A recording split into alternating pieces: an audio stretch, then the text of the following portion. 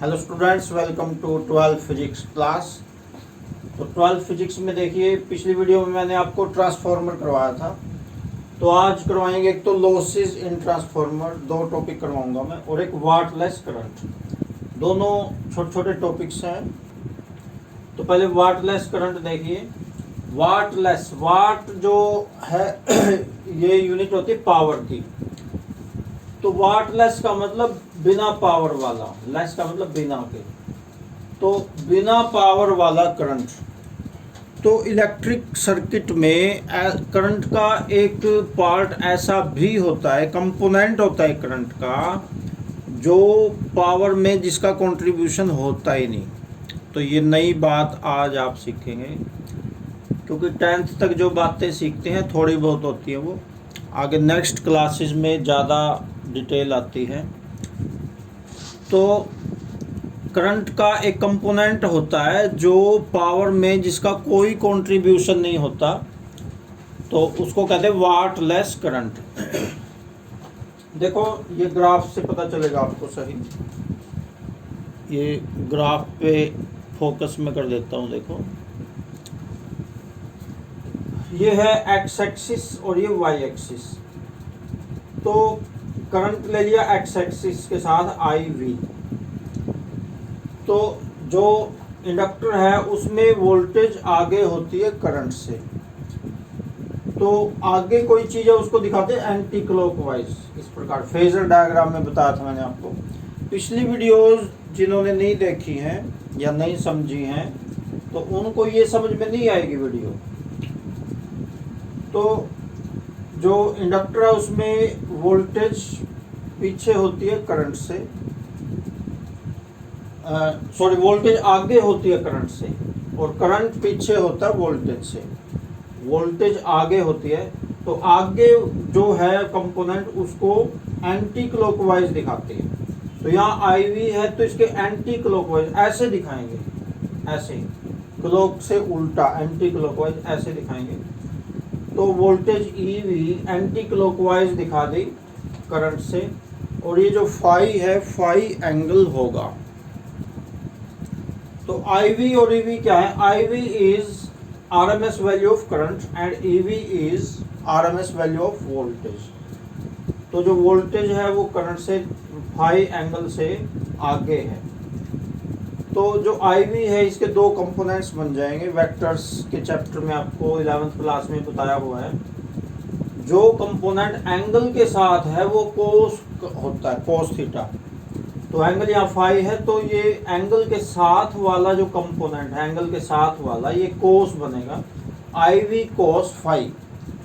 और इस आई V cos phi के 90 डिग्री पे, ऐसे 90 डिग्री पे बनेगा I V sine phi. I V cos phi के 90 डिग्री पे बनेगा आई वी साइन फाई। ये आप ध्यान से देखेंगे इसको, आई वी साइन फाई। अब देखो पावर कैसे कैलकुलेट करेंगे। पावर का फॉर्मूला है वी आई कॉस थीटा, यानी voltage into current into cos theta होता है। तो एक तो ये हो गया। अब करंट इसमें दो हैं, एक तो आई वी कॉस फाई और एक आई वी साइन फाई। वैसे तो मेनली करंट एक ही है, इसी के दो कंपोनेंट्स हैं।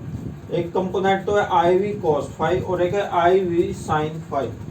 तो इसे एवरेज पावर निकाल लेंगे, P A V, average power due to I V cos phi. I V cos phi है जो, इसके कारण एवरेज पावर निकाल लेंगे due to I V cos phi.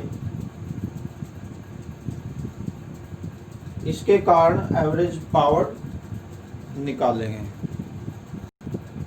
तो ये बन जाएगी पी ए वी, यानी एवरेज पावर बन जाएगी voltage E V into current. Current का कंपोनेंट ले लेंगे I V cos phi, I V cos phi.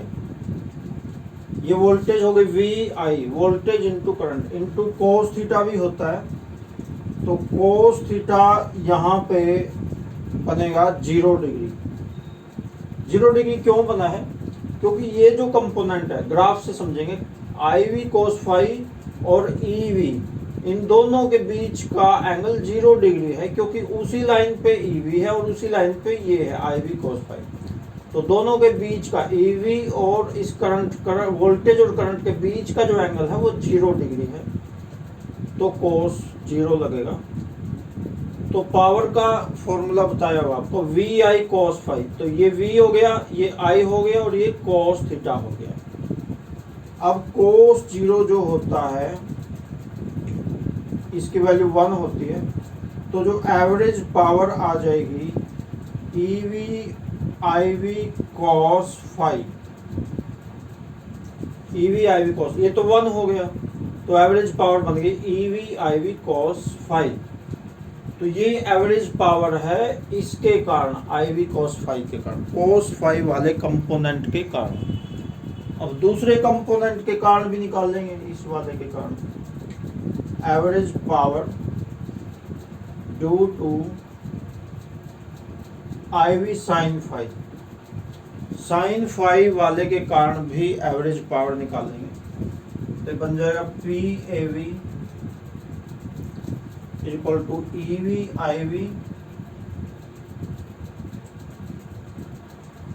E V I V sine phi into cos theta. अब कोस थीटा, थीटा यहाँ पे 90 degree into cos 90 degree. 90 क्यों लिया है? क्योंकि ये इसके कारण पावर हम निकाल रहे हैं, तो ये जो कंपोनेंट है इसके और वोल्टेज के बीच में 90 डिग्री का एंगल है। देखो, वोल्टेज और इस करंट के बीच में 90 डिग्री का एंगल है। यहाँ पे तो 0 था, आई वी कोस फाइव के और वोल्टेज के बीच का तो एंगल 0 था, लेकिन अब इसके कारण निकाल रहे हैं, तो इसके और वोल्टेज के बीच का एंगल 90 डिग्री है। अब कोस 90 डिग्री का की वैल्यू होती है 0, कोस 90 की वैल्यू कितनी होती है? 0। तो सारा ही 0 हो जाएगा। This implies to P average equal to 0। तो पी एवरेज है 0 आ गई। यहाँ से बात समझ में आएगी कि वाटलेस करंट क्या होता है। तो वाटलेस, ये वाला वाटलेस करंट हुआ, क्योंकि सारी पावर तो कोस फाइव वाले कंपोनेंट के कारण बन गई, तो जो साइन फाइव वाला कंपोनेंट है वो वाटलेस बन गया। वाटलेस उसके, यानी उसके कारण कोई पावर नहीं आई। यह भी कैलकुलेट करके दिखाई दिया, P A V equal to 0, तो उसके कारण पावर नहीं बनी कोई भी। तो ये जो कंपोनेंट है आई वी साइन फाइव, ये वाटलेस, ये कोई पावर में इसका कंट्रीब्यूशन नहीं होता कोई भी, सारा का सारा contribution I V cos phi के कारण होता है। तो इसलिए इसको वाटलेस करंट कहते हैं। इसको आइडल करंट भी कहते हैं, IDLE। आइडल का मतलब बेकार, निठल्ला, जो कोई काम नहीं करता उसको आइडल कहते हैं। तो आई वी साइन फाइव काम कुछ नहीं करता, क्योंकि ये पावरलेस है, इसलिए इसको वाटलेस करंट कहते हैं। तो अब ये आपको समझ में आ ही गया होगा। तो नेक्स्ट टॉपिक देखिए, लॉसेस इन ट्रांसफॉर्मर। ट्रांसफॉर्मर में लॉसेस होते हैं, तो उसके कारण ट्रांसफॉर्मर्स जलते भी हैं। गर्मियों में ट्रांसफॉर्मर ज़्यादा जलते हैं, सर्दियों में कम जलते हैं। कई बार आपने देखा भी होगा कि आपकी कॉलोनी का ट्रांसफॉर्मर जल जाता है, तो फिर काफ़ी देर तक लाइट नहीं आती, कुछ घंटे या कुछ दिन भी लग सकते हैं। गांव में तो कई कई दिन में ही चेंज होता है, ट्रांसफॉर्मर फूक जाए तो एक पहला लॉस देखिए, मैग्नेटिक फ्लक्स लॉस। ये आपको बता रहा, प्राइमरी से सेकेंडरी में मैग्नेटिक फ्लक्स के जरिए ही ईएमएफ जाता है, ईएमएफ इंड्यूस होता है। तो उनमें कोई फिजिकल कनेक्शन नहीं होता, दोनों जो वाइंडिंग है ऐसे टच नहीं होती, दोनों के बीच में थोड़ा गैप होता है।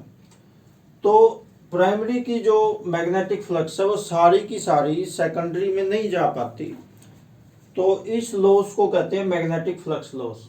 कुछ रास्ते में लॉस के रूप में रह जाती है, तो इसको कहते हैं मैग्नेटिक फ्लक्स लॉस। नेक्स्ट देखिए, copper loss. Copper loss,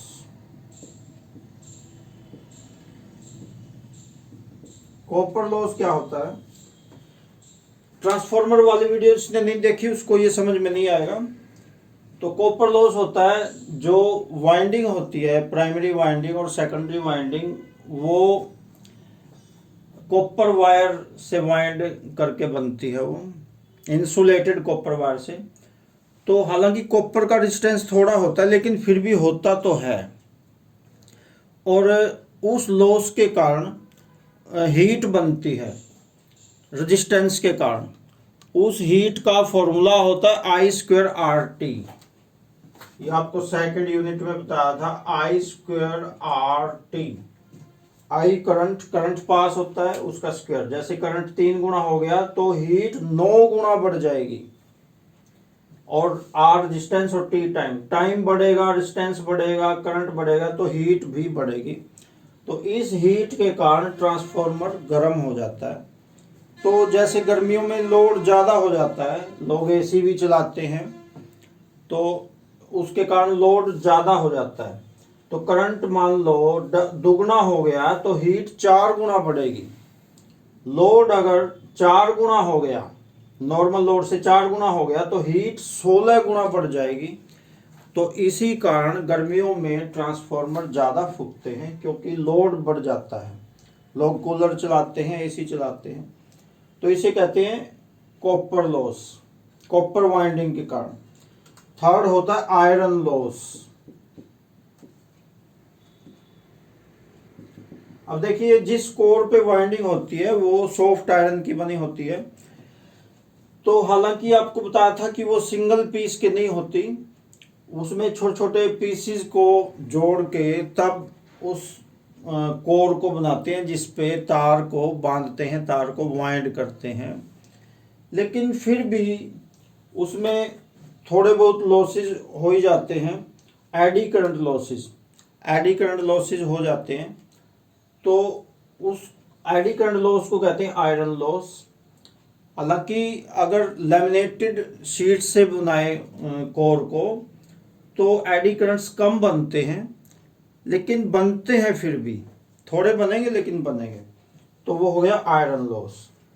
next देखिए, नेक्स्ट होता है hysteresis loss, number 4। Hysteresis loss.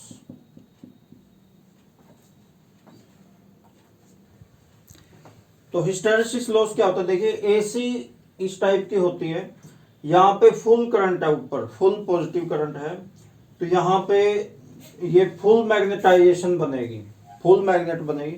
यहाँ जीरो करंट है तो वो डीमैग्नेटाइज हो जाती है। तो मैग्नेटाइजेशन और डीमैग्नेटाइजेशन के कारण ये कंप्लीटली डीमैग्नेटाइज नहीं हो पाती, फिर भी उसमें थोड़ा बहुत मैग्नेटाइजेशन रह जाता है जब करंट जीरो हो जाता है। करंट जीरो होने के बाद वो कंप्लीटली डीमैग्नेटाइज नहीं हो पाती, थोड़ा बहुत मैग्नेटाइजेशन उसमें रह जाता है। इसे कहते, इस प्रोसेस को कहते हैं हिस्टैरिसीस। और ट्रांसफॉर्मर में ऐसा बार बार होता है, तो इस लॉस को कहते हैं हिस्टैरिसीस लॉस। इसके कारण भी ट्रांसफॉर्मर गर्मी पकड़ता है। और नंबर 5 है हमिंग लॉस।